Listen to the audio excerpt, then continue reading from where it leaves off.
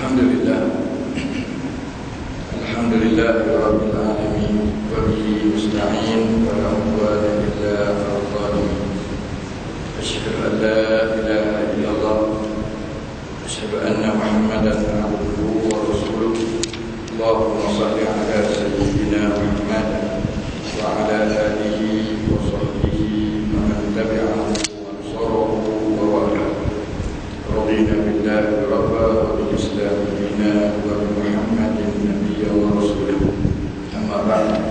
Alhamdulillah, rafa'kan syukur kita kepada Allah Subhanahu wa taala dengan hidayah, rahmat dan inayah Allah Subhanahu wa taala kita dapat menunaikan salat maghrib jamaah sama-sama iktikaf dengan Allah Subhanahu wa taala ini. Sama-sama ikhlaskan hati pada ilmu yang pastinya insyaAllah akan disebut, didoakan nama-nama kita di sisi Allah Azza wa Jalla sampai sehingga kita berpisah ke majlis ini. Selawat dan salam pada Nabi besar Nabi Muhammad SAW, Sayyid Baginda dan anak-anak Ali wa Baginda, tuan-tuan, puan, semua berganti dengan rahmat Allah. Mudah-mudahan kita diberi kekuatan, istiqamah, keyakinan yang jazam, yang putus pada apa yang diturunkan oleh Nabi SAW. Doakan kita terus menjadi umat Nabi Muhammad, hamba Allah, orang Islam yang benar-benar faham konsep ketuhanan akhirat Islam, yang mana kita tahan uji di sisi Allah Azza wa Jalla. Peristiwa kapal terbang MH330 mungkin adalah ujian Allah Subhanahu wa taala kepada keyakinan kita meletakkan Allah Ta'ala. Apakah kita benar-benar bersama kepada Allah, ataupun kita terpengaruh dengan ramalan-ramalan cendekiawan, pandai, ada teori ilmu ataupun pengalaman pribadinya, ataupun kita terpengaruh dengan alatan-alatan canggih yang segi adat lazimnya memang betul tapi boleh tidak betulkan oleh Allah Azza wa Jalla, ataupun kita mula nak percaya dengan bonyok, dengan bubu, dengan timbal dan teri ayam, dengan bomo, tahyul, khurafat. Ada yang mimpi, dua orang Pak Kiai Indonesia, lelaki bini dan nampak lah, dia percaya dengan mimpi dah. Dan terakhirnya tentang ini adalah kemarahan Allah kepada Malaysia yang telah menghinaya, menzalimi orang-orang Syiah. Ada lagi tahu masuk soal panggilan. Dia kata obat itu Imam Mahdi tolong simpan, tolong jaga. Sebab pasal kita duk keras sangat dengan Syiah, baca khutbah Syiah, marah kat Syiah, tak betul kita marah kan? Tak sabit. Jadi tuan-tuan, semua ujian iman. Apakah kita makin kuat iman daripada tak semayang pada semayang? Tak apalah kalau dia mula dengan tahlil dulu kan, dia mula dengan selawat dulu kan, tapi dulu tak yakin kat Tuhan lah, dia terpaksa cari hijik-hijik keredaan Allah. Dulu dia buat maksiat lah, dia bertaubat. Okey, itu iman yang makin baik, naik setapak. Ataupun dengan peristiwa macam ni dah pedak lah. Jadi benda-benda ni kita harap Allah pelihara kita lagi, insyaAllah. Amin ya Rabbal Alamin. Kita terus berjuang kepada tarbiyatul aulad fil Islam, pendidikan anak-anak menurut pandangan kacamata Islam yang dikarami oleh Syekh Dr. Abdullah Nasir Muhammad. Tuan-tuan, tajuk kita malam ini terus lagi bahagian kedua, yang utama tanggungjawab ibu bapa untuk mendidik dan tanggungjawab guru untuk mendidik, mengasuh. Tanggungjawab semua kita yang terlibat dengan anak-anak generasi muda ni, memberi satu ketertiban, satu adab dari segi soal kemasyarakatan, pendidikan sosial. Kita masuk adab yang baru, adab bergurau. Dalam Islam ada adab-adabnya. Bukan kata Islam itu serius. Islam sampai tak boleh nak senyum. Ada adabnya. Alangkah indahnya hidup sebagai hamba Allah Subhanahu wa taala yang berpegang dengan Islam. Ketika dia dapat mencampurkan jiwanya dengan waras. Ada ketika dia senyum, ada masa dia sebab dan menangis di sisi Allah Subhanahu wa taala. Ada masa dia berserius dengan perkara-perkara yang ditentukan oleh Allah. Ada masa dia boleh senang dengan perbuatan orang, ada masa dia boleh marah kerana Allah Subhanahu wa taala. Itulah keindahan. Taklah stereotip semacam orang Islam ni ada time-time dia. Maka termasuklah tajuk amalan harian kita dengan bergurau. Ada yang dibenarkan dan ada yang tidak dibenarkan. Sebagai ayah, sebagai ibu, kita kena faham kat mana boleh bergurau, dengan siapa boleh bergurau. Bergurau tu pula apa dia ayat-ayat gurauan yang boleh dan yang tak boleh. Alangkah bagus dan mulianya ketika kita dapat memikat hati seseorang dengan penarikan bicara cakap kita, serta menawan jiwa dia dengan kelembutan kita gaul dengan mereka, dan kemanisan cara kita bercakap dengan dia. Jadi orang pun tak takut. Sebagaimana baginda Nabi SAW cakap dengan orang bangsawan, orang-orang yang memang ada hebah ataupun himmah kedaulatan dia, dia boleh duduk sekali. Rasa Nabi pun hebat, Nabi pun orang protokol, Nabi pun mana tahu semua selok-belok dan kepimpinan. Nabi duduk dengan ashabus sufah, hamba-hamba Allah yang rendah nilai ekonominya. Ashabus sufah ni orang-orang miskin, orang yatim, orang yang tak ada sangat fokus benda-benda dunia. Nabi duduk nampak macam boleh masuk dengan mereka. Mereka sayang kepada Rasulullah, dan mereka Rasul berjaya membangunkan, walaupun mereka miskin tapi mereka ada peranan dalam Islam. Kita duk layan orang miskin, kena orang miskin dia lagi seronok jadi miskin. Apa problem kalau kita nak masuk dan dia kena ada sedar, dia kena bangun, dia boleh bantu Islam walaupun kami miskin. Lahirlah Abu Hurairah. Abu Hurairah miskin, ashabus sufah, tapi berbangga dengan sumbangan apa yang dia dikumpulkan, dicerakinkan hadis-hadis Nabi SAW. Apakah mungkin golongan Abu Hurairah boleh dibangunkan balik? Kita layan miskin, dapat beri, lagi dia nak beri. Patutnya dia kena tobat macam 17,000 orang. Saya tak mau dah beri. Betul, lepas dah dapat tu persilap dan diserah balik. Lalu tu bagus orang. Ni nama saya tak ada di media. Wallah. Jadi Nabi duduk dengan kanak-kanak, dengan remaja, dengan siapa juga Nabi boleh. Sebab dia pandai kat situ. Itu yang kita nak bawa kat anak lagi. Jangan jadi ayah, jadi mak, sampai anak Nabi duduk tereba pun tak balik. Jangan terbalik pula. Jadi seronok jadi mak ayah, anak duduk tereba pun tak mau keluar. Atas kereta, bawa kereta anak kecelakaan kami. Patut kena panggil polis, tangkap orang. Nak mandu kereta ke mana anak kecelakaan kami? Tak ada adab. Tapi tak masuk lelunang je lah raya. Nanti saya tak mau komen. Tapi segi adabnya, kita manja tak kena dah. Tak betul. Duduk di masjid kecelakaan kami, okey lagi boleh. Reba. Tapi dalam kereta tu kita nak nanti. Jadi gurau tu ada masa dia gurau.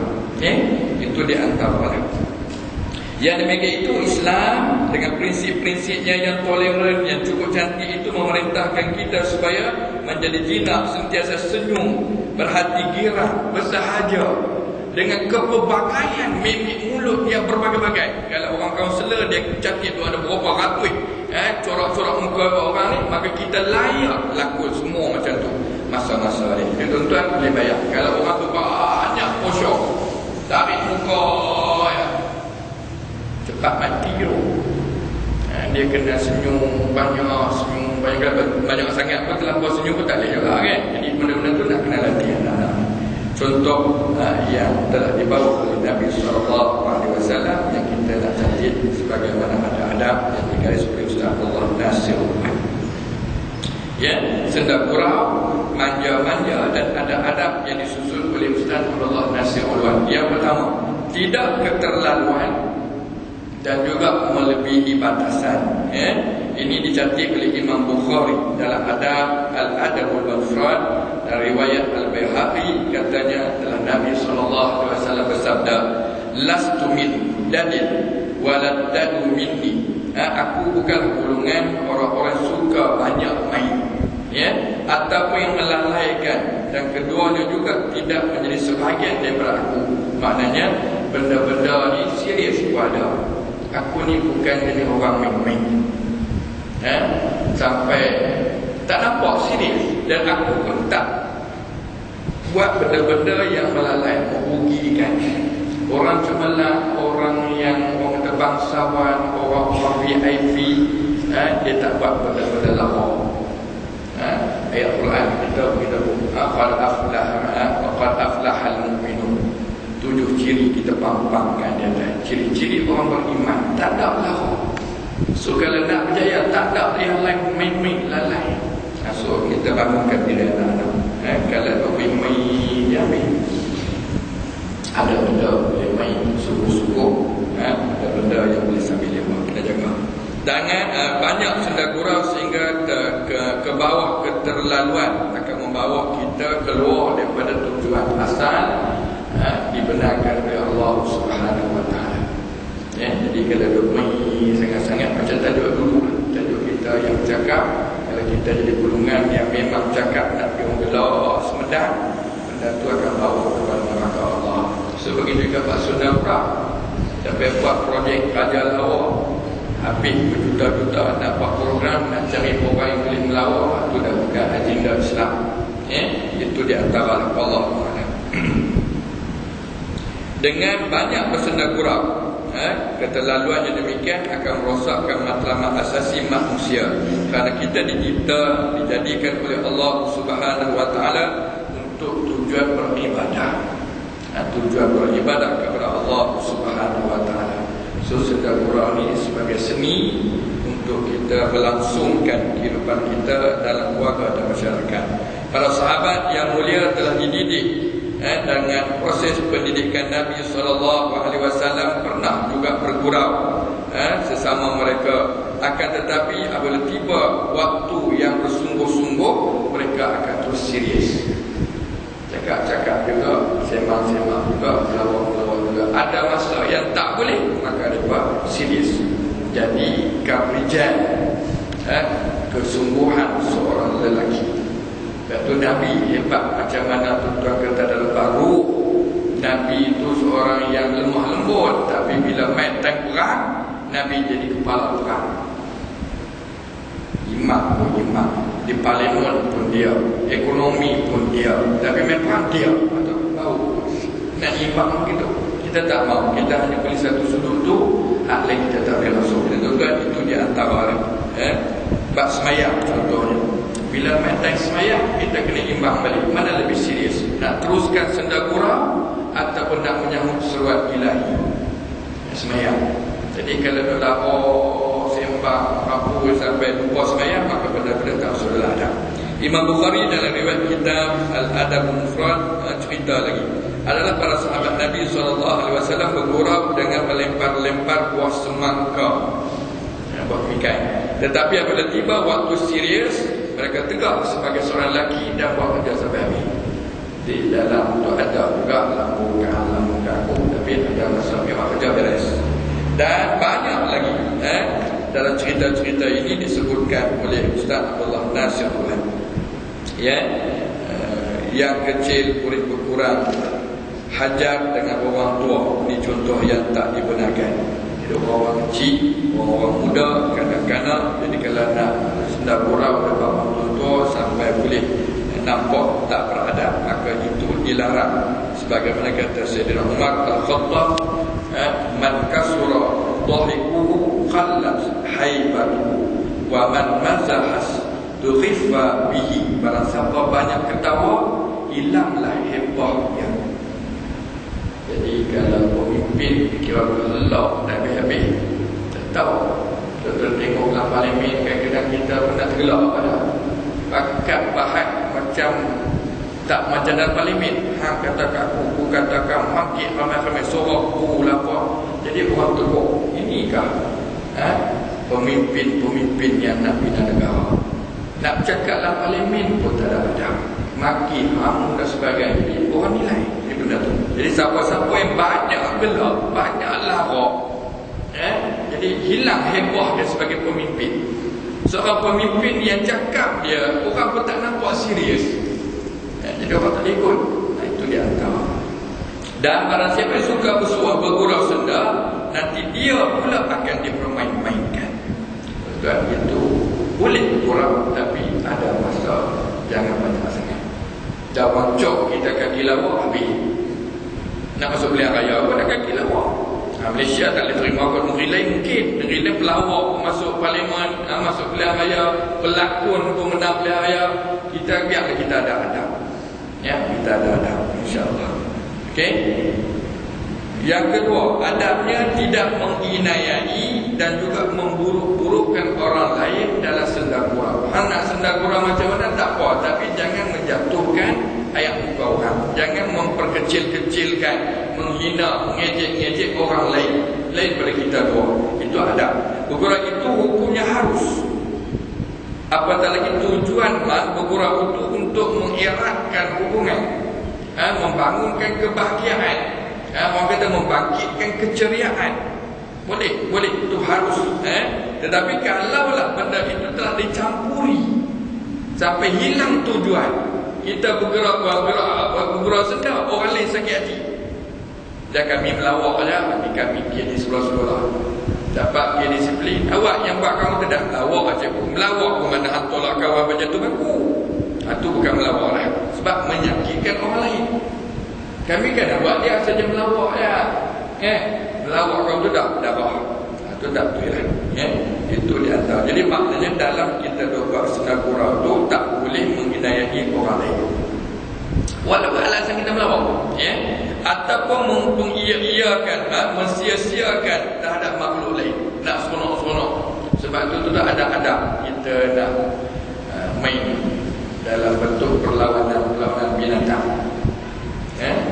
Ambil lawan lembu belaga, ayam belaga, ikan belaga, semut belaga. Itu benda-benda yang tak beradab dari segi makhluk lah, binatang. Dulu-dulu kalau zaman Rom, tuan-tuan, orang belaga dengan orang pada. Dia buat stadium besar raja tu di atas. Tengok, tahu bawa seorang, lepas tu lepas seorang lagi, katok apa, sampai mati. Ada yang bubuh singa apa dah. Ada. Kita tak ada Islam. Melawak. Sonok tengok kau kena tikam, kau ni kena tumbuk. Yang ada sila orang gusti dengan tinju sila-sila. Abang cakap pun lebih kurang. Sonok lah ada mana jaga tu dah serius. Tengok untuk apa. Takkan nak melawak, takkan kau tu sakit. Sakit. Wallahualam. Jadi itulah sebahagian yang ditunjukkan oleh Nabi SAW, larangan Nabi kepada para sahabat gurau yang berlebihan. Sabda Nabi SAW, la ya'khuzanna ahadukum mata'a akhihi la'iban wa la jaddan, wa man akhadha 'asa akhihi falyarudda adaha. Jangan sekali-kali kamu merampas harta benda saudara kamu secara main-main. Ambil, saja ambil, Ustaz, kecuri pun tak boleh. Ataupun secara benar-benar. La'iban pun tak boleh, jaddan pun tak boleh. Buat benda, harta benda, aset. Dia dah cerita curi tu. Siapa-siapa yang ambil, barang siapa mengambil tungkat saudaranya, kawan nak kena tukar, kita ambil tukar tak alih. Ambil kurang melawak, bukan apa melawak alih sikit. Kasut kawan tu memang turun tantura, pegang besi tu turun, tengok kita alih sikit. Melawak kalau di masjid pada aktiviti lagu tu melawak Ustaz. Kawan tu terasa hati.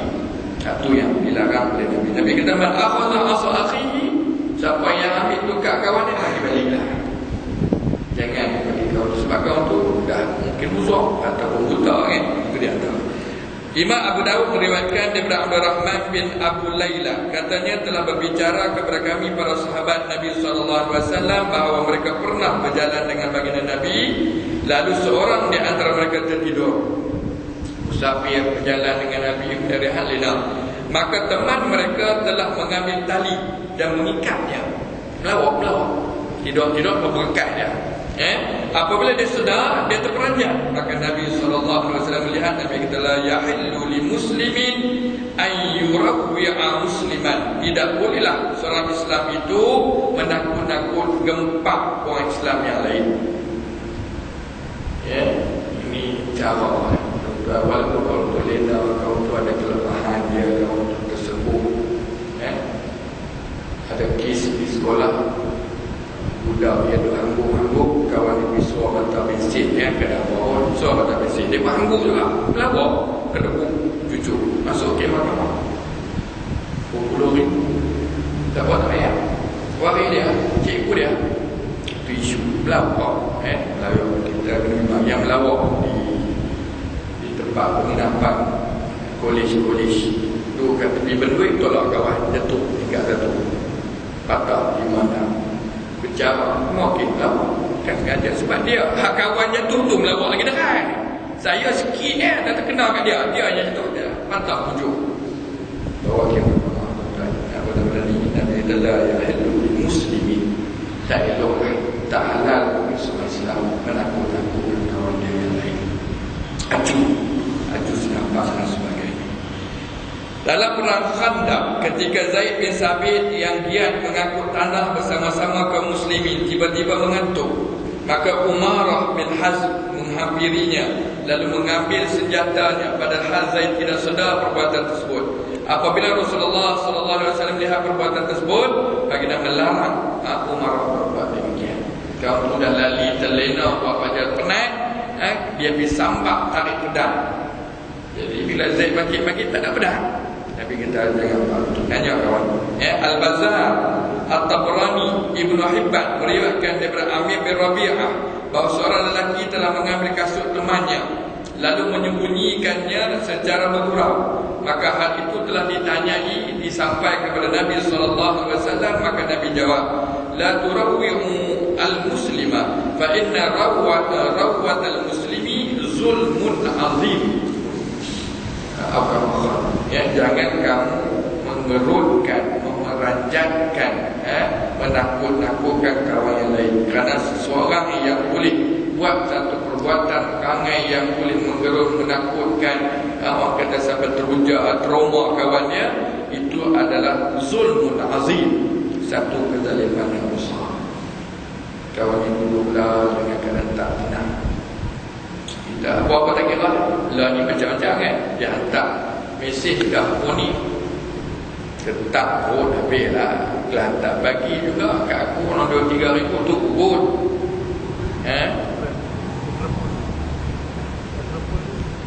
Ni nak main 1 April Fool, April Fool orang putih, 1 April boleh bunuh orang, dia kira hari tu hari halal. Jadi mana tuan-tuan nak kena balik? Mengapa? Itu dah riuh. Tapi alhamdulillah ada perkembangan lah setahun dua ni. Dulu isu 14 Februari hari cinta, sampai dalam kuliah maghrib kita terpaksa buat huraian. Dalam khutbah ada mujib cerita ni April Fool macam tu juga. Di satu budaya negara barat, orang-orang kafir nak melawak yang tak kena masuk, tak masuk pun. Jadi April Fool seolah-olah satu hari itu halal. Tuan-tuan nak buat nanya macam mana pun, sampai merosakkan sistem negara, sampai merosakkan maruah. Lah akhir sekali April Fool. Dalam web, dalam TV tuan-tuan, memang dia ada satu filem yang berapa berkenal kawan. Dia buat filem dalam TV macam ni, duk rakam bagi kawan buat silap. Lepas tu ni dia tak saja melawak. Jadi benda-benda ni tuan-tuan tak boleh dalam Islam. Apatah lagi kalau tuan-tuan biar kawan tu sampai dia percaya sungguh, dia mata ada April Fool tuan-tuan, kita dosa campur. Hari itu tetap dicatatkan dosa pahala. Waktu tu ingat akhir atik ada cuti. Masih April Fool 1 April akhir atik dibagi rehat cuti. Tak ada. Dia buat kerja lah. Tuan-tuan niat bohong, tambah-tambah tuan-tuan tiru pula, nak tiru barat. Satu budaya yang orang kapiak saja-saja nak kenal tabligh. Ada sekolah agama tu ada. Ini perfusan tak boleh main subuh. Dia hak tak tampak ilhah. Kalau lah alasan tu disabitkan dengan ibadah. Kerana ifrahu tu sebab kita tuduh. Mana boleh? Tuan-tuan permainkan Islam tak boleh. Jadi tuan-tuan tolonglah. Melawak macam mana pun. InsyaAllah tuan-tuan akan tengok soal khabar 2 bulan April akan banyak cerita-cerita pelik yang sengaja dirancang dalam bentuk individu ataupun organisasi. Dia buat untuk nak meraihkan benda-benda yang tak betul. Jadi tuan-tuan, kita tak mahu melawak yang macam tu. Nabi sebut ni zulmun azim, satu kezaliman yang zalim yang besar. Zalim ni dah jawapan dia maknanya kawan tu.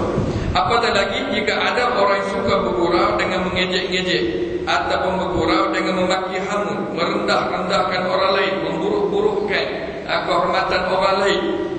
Sedia sepenuh boleh cakap kat dia lepah. Kawan dengar sakit telinga sampai ke perut, sampai ke tulang hitam. Jadi tuan-tuan, benda-benda tu adalah haram yang tak diterima sebagai Islam. Ada Islam takkan nak melawak ada. Kita bagi contoh lagi. Nabi SAW tunjuk. Yang ketiga, adabnya menjauhkan dusta atau bicara yang bohong. Melawak tapi tak bohong tetap berdosa. Dan tuan-tuan melawak tak sampai pakai bohong boleh kira. Ramai orang yang diberikan penghormatan memegang majlis, bergurau dan mengada-ngadakan cerita palsu untuk menarik perhatian audiens. Juru acara. Siapa-siapa termasuklah ustaz-ustaz yang ceramah kadang-kadang buat cerita. Tak apa. Dia ada satu bab Israiliyat. Saja buat cerita untuk nak memperkukuhkan hujah. Selagi mana dia tak bohong mutlak, boleh nak melawak bagi orang faham lagi. Okey, tapi kalau melawak kerana nak menjadi tak boleh juga. Jadi tujuannya untuk menyenangkan hati orang, menimbulkan kegembiraan di hati orang. Tak syak lagi cerita-cerita yang dikarang itu semuanya bohong dan tidak benar. Semua ini di antara yang dilarang oleh Nabi SAW kerana bohong. Kata saya pun kadang-kadang saya pinjam juga. Yang saya kata ni kalau lah soal abang tu kata betul lah. Kalau dia bohong, saya pun bohong. Boleh lah lapik juga. Itu tu jangan. Kata Imam Abu Dawud, Tirmizi, Imam An-Nasai, Imam Al-Baihaqi, riwayat daripada Al-Buh bin Hakim, daripada ayahnya, daripada datuknya. Katanya saya mendengar Nabi SAW pernah bersabda, "Wailul lillazi yuhaddisu bil hadisi liyudhhika bihil khawma fayakziba. Wailul lahu atau kama qala." Celakalah bagi mereka yang menyampaikan satu-satu ucapan kepada orang ramai, dia perelokkan, dia cakap, dia bagi indah-indah itu dengan tujuan nak bagi orang gelap. Padahal dia bohong, dia create yang cerita. Fawailul lahu, celakalah baginya. Dan diulang sampai 3 kali. Jadi kalau saja-saja mereka bagi sedap ayat, dia tutur bohong fakta, dia berbahaya. Tapi kalau nak sambung bagi kuat fakta, saya ulang balik tu. Maknanya kalau kita tambah tu nak bagi kuat fakta asal, hukum asal, tak apa lah. Tapi kalau tuan-tuan boleh habaklah ni saja saya buat cerita, okey lagi baik. Ataupun ambil cerita lain kita cantumkan nak bagi elok. Atau kalau tuan-tuan create sampai orang percaya mati sebab ustaz yang cakap ustaz tu bohong terang-terang. Tuan-tuan jagalah bohong, jangan bagi orang percaya cukup. Kalau tuan-tuan bohong, orang percaya, tuan-tuan akan bertanggungjawab. Imam Ahmad dan juga Abu Dawud meriwayatkan daripada Nawas bin Sam'an, Nabi SAW pernah bersabda, "Kaburat khiyanatan an tuhaddisa akhaka hadisan wa laka musaddiqun wa anta lahu kadzibun." Terlalu besarlah khianat apabila kamu menyampaikan sesuatu cakap kepada saudaramu, maka dia telah percaya sungguh-sungguh sedangkan kamu berbohong saja kepadanya. Khianat itu ajaran. Dalam hadis lain Nabi SAW bersabda, "La yu'minu 'abdul iman kullahu hatta yatrukal kadhiba fil mizan Wa in kana shadiqan, tidak beriman seorang hamba itu dengan sempurna imannya sehingga dia meninggal dusta dan bersedar gurau atau berdebat yang tak betul meskipun dia itu betul. Itu dalam surah Al-Furqan, bila kita cakap khatimul jahilun qalu salama, bila kita cakap itu kita nampak orang terima cakap kita tak berapa sampai tahap tak faham, tak mau terima biar-biar qalu salama. Dosa berdebat, dosa bertengkar, dosa berbeda, dosa bertegur, benar pasal dan sebagainya. Di antara perkara bid'ah yang tersebar dalam negara kita, di negara Nepal, ialah bid'ah orang ramai yang berbohong tentang April Fool. Ini bawa masuk tajuk ni. Jadi semua benda-benda ni tuan-tuan dah disebut oleh Ustaz Abdullah Nasir Abdullah. Jadi kita ambillah contoh-contoh daripada Nabi SAW yang mana Nabi pernah ajar. Nabi sendiri, kalau kita lihat bagaimana Nabi bergurau, contoh gurauan Nabi SAW kata ada. Di antaranya riwayat Imam Tirmizi daripada Anas bin Malik bahwasanya ada seorang daripada penduduk Gurun duduk di padang Sahara namanya Zahir, dan dia selalu membawakan hadiah kepada Nabi SAW hasil tangan daripada kampung dia. Dan apabila dia hendak kembali ke kampungnya, Nabi akan memberinya pula bermacam-macam hadiah untuk dibawa balik ke kampungnya, bertukar hadiah macam tu. Nabi berkata, sesungguhnya Zahir ini kampung kita dan ini kita kotanya. Nabi juga sangat suka kepadanya, padahal dia seorang yang bodoh rupa parahnya. Sekali peristiwa Nabi SAW telah mendatanginya dan dia sedang rancak menjual barang-barangannya. Maka Nabi SAW tengok dia, Nabi pergi dekat dengan dia, Nabi peluk di belakang dia. Ingat, ni orang tarat, orang kampung, main jaga di pekan-pekan. Tapi adab bagus dia, sekali dia main, dia bawa sesuatu kat Nabi. Nabi pulangkan balik, main jaga. Jadi Nabi jumpa dia satu hari, Nabi pergi kat dia, rapat dengan diri dia, Nabi peluk belakang dia. Sedangkan Zahir itu tidak tahu Nabi yang memeluknya. Maka berkata Zahir, siapa ini? Lepaskanlah aku. Kemudian Zahir pun menoleh ke belakang, tengok-tengok dilihatnya Nabi SAW memeluknya. Lalu dia pun melekatkan semula belakangnya dengan Nabi SAW.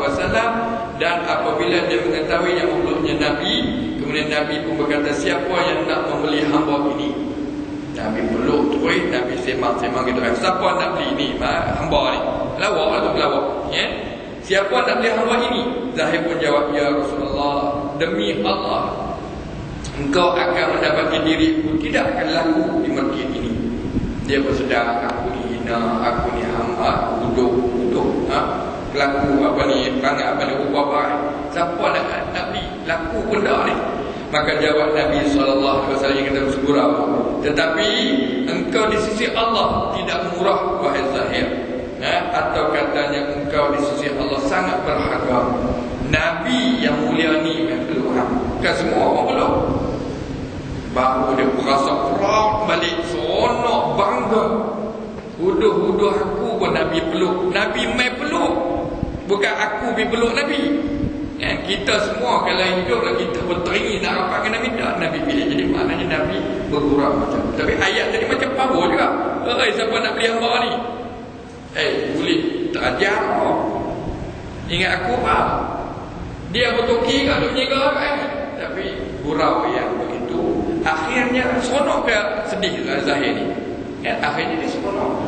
Sebab Nabi melawan, akhirnya dapat point kat dia. Begitulah keadaan gurauannya buat oleh Nabi SAW. Dalam riwayat Sunan Abu Dawud ada lagi sebuah hadis daripada Auf bin Malik. Katanya, saya telah mendatangi Nabi SAW semasa perang Tabuk. Sedang baginda Nabi berada dalam sebuah kubah kecil daripada kulit. Maka saya pun memberi salam kepada baginda. Saya dengar katanya, masuklah. Kemudian saya pun bertanya, apakah dengan seluruh badan saya sekaligus ya Rasulullah? Kemah kecil, Nabi duduk dalam tu dah. Bagi salam, Nabi suruh masuk. Jadi tanyalah, nak masuk semua kali kah ya Rasulullah? Nabi jawab, ya, dengan badan seluruhnya. Maka saya pun masuklah. Imam Tirmizi ni cerita melawak kan, nak celui tak ramai dah. Ya, kemah kita tak boleh nak bayar. Kita tak ada kemah pemuri kita luas-luas. Ni kemah macam awal tidur lebih bentai tu. Ya, jadi nak masuk adat kata masuk 2 orang tak boleh lah. Tapi main Nabi masuk lah. Tapi diriwayatkan cerita bila dia masuk Nabi kena keluar. Melawak begitu keadaan. Imam Tirmizi dan juga Imam Ahmad meriwayatkan daripada Anas bin Malik bahawa seorang lelaki telah datang kepada Nabi SAW meminta seekor binatang tunggangan. Maka berkata Nabi, nanti saya akan berikan engkau tunggangan atas anak unta. Orang tu jawab, ya Rasulullah, apa yang boleh aku buat dengan anak unta? Aku minta unta, minta nak buat kenderaan ni, bagi anak unta nak buat apa? Makanya Nabi SAW jawab, bukankah unta itu asalnya dulu hebat daripada anak kecil? Jadi Nabi ada tu, tapi cara melawak lah. Nak minta unta, nak guna untuk kenderaan, nak bawa barang, kata Nabi bagi hadiah, nak unta ya. Tak mau ambil, tak mau sudah, melawak lah. Dia kata nak bawa apa nak unta? Tak apa, anak unta ni lah. Kalau dia besar, esok jadi unta lah. Agak-agak kau tu ambil. Akhirnya dia ambil juga. Itu cerita. Jadi melawak yang menyeronokkan orang. Mau ada happy ending itu boleh. Ibnu Al-Bakar meriwayatkan daripada riwayat Zaid bin Aslam bahawa seorang wanita namanya Ummi Aiman Al-Habashiyah telah datang kepada Nabi SAW. Sesungguhnya kata dia, suamiku menjemputmu ya Rasulullah. Maka kata Nabi SAW, siapa dia suami kamu? Adakah dia di tengah matanya ada putih? Jawab wanita itu, mata suamiku tidak ada putih. Kata Nabi SAW, bahkan di matanya ada putih. Wahai puan, perempuan itu bertegak kita, laki aku mata dia elok. Demi Allah tidak ada putih. Nabi SAW jawab, tidak ada seorang manusia pun dalam muka bumi ini, semua jenis manusia elok ke mata dia ada putih di tengah. Wahai ibu, yakni Nabi SAW nak bagi lawak je. Laki hang yang mana? Buat bini tadi kerah dia kata laki dia kan, dia kata laki aku elok. Nabi kata tak, yang masuk putih betul tak? Semua orang putih hitam dah. Jadi manggi itu manggi lah sahulat, tapi dia melawak dalil. Itu untuk maksudnya Nabi. Tapi yang kita nak fahamnya, melawak macam Nabi, akhirnya Nabi bagi tahu. Dalam riwayat mungkin tuan-tuan biasa, ni pun disebut Imam Tirmizi, cerita daripada Hasan Al-Basri, datang seorang tua kepada Nabi SAW.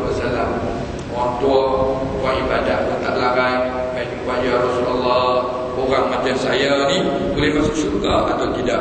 Jawab Nabi SAW, wahai Ummu Fulan, wahai ibu, setakat saya tahu ni dalam syurga tak ada, jadi tua-tua lagi ni, jadi maknanya ibu takkan masuk syurga.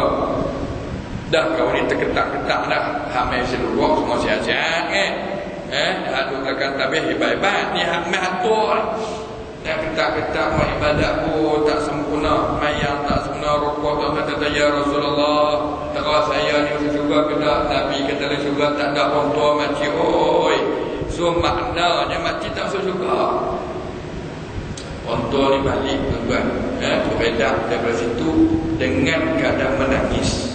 Maka Rasulullah SAW dengan segera panggil semua sahabat, suruh pergi jumpa orang tua tu, beritahulah kepadanya, sesungguhnya dia tidak akan masuk syurga dalam keadaan tua begitu, tetapi dia akan dimudahkan semula, dibangkit lepas mati, dimudahkan balik, dimasukkan dalam syurga.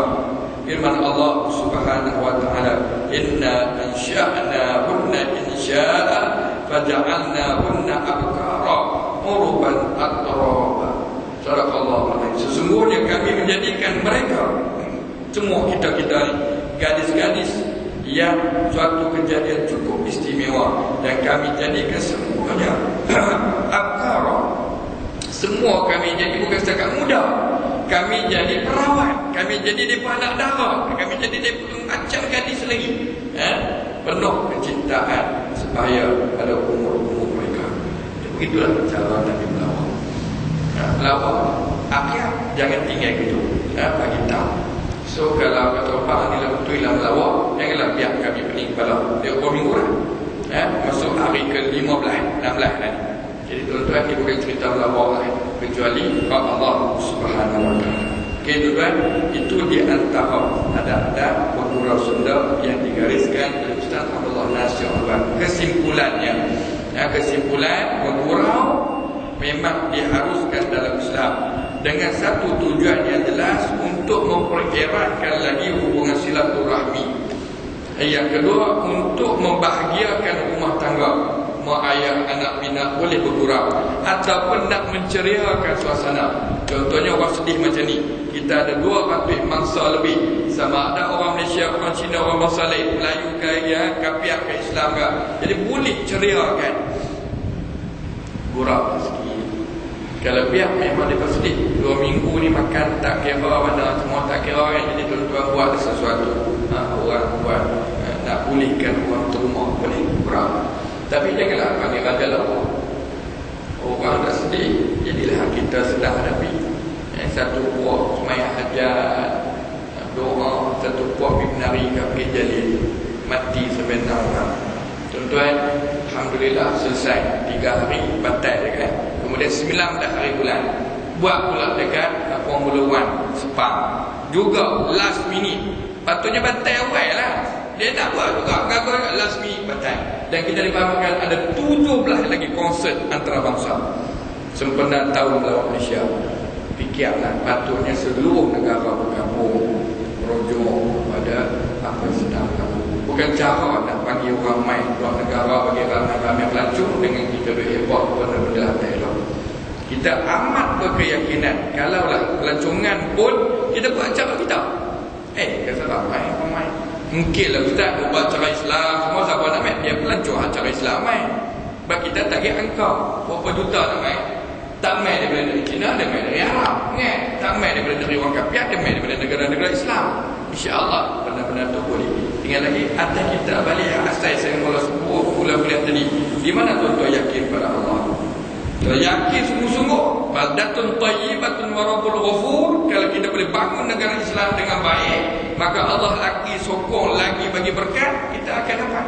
Dan kalau tuan-tuan ada buat-buat, boleh ke? Saya pun tak pandai kata apa, serahlah kepada tuan-tuan. Tapi kita mampu keyakinan ujian yang kita sedang hadapi ini, cuba kita kaitkan dengan iman. Ayah, mak, tunggu gunakan peluang, cari sembang dengan anak-anak. Suruh anak-anak fikir macam mana kalau kuasa Allah boleh ini. Bawa balik cerita-cerita lama. Dulu kan Nabi Ibrahim, ada kata orang bakar Ibrahim mati tapi siapa yang selamatkan? Allah. Cerita balik. Jadi akhirnya sampai tajuk MH 370.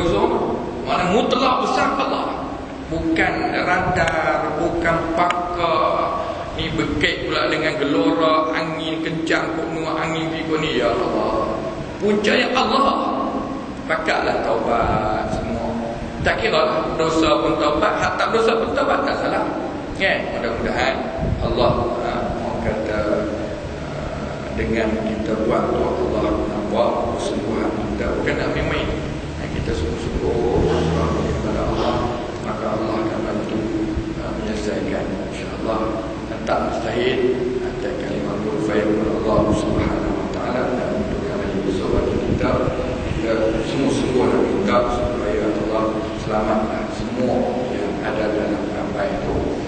Walau keadaan macam mana, walaupun nampak macam dah kata Ustaz ada boleh lebih kurang kan, tapi kuasa Allah. Ashabul Kahfi Allah lenakan mereka 300 tahun kurang 50, maknanya 295 tahun. Kan, ini baru 14 hari. Tentu ingat Imam Syafi'i dalam kandungan ibu dia dekat 3 tahun mak dia mengandung. Setelah kita punya pelari dah, tak ada harus-harus bini aku punya pelari macam ni dah. Sebab kita percaya kat punya itu je akhirat. Wallahu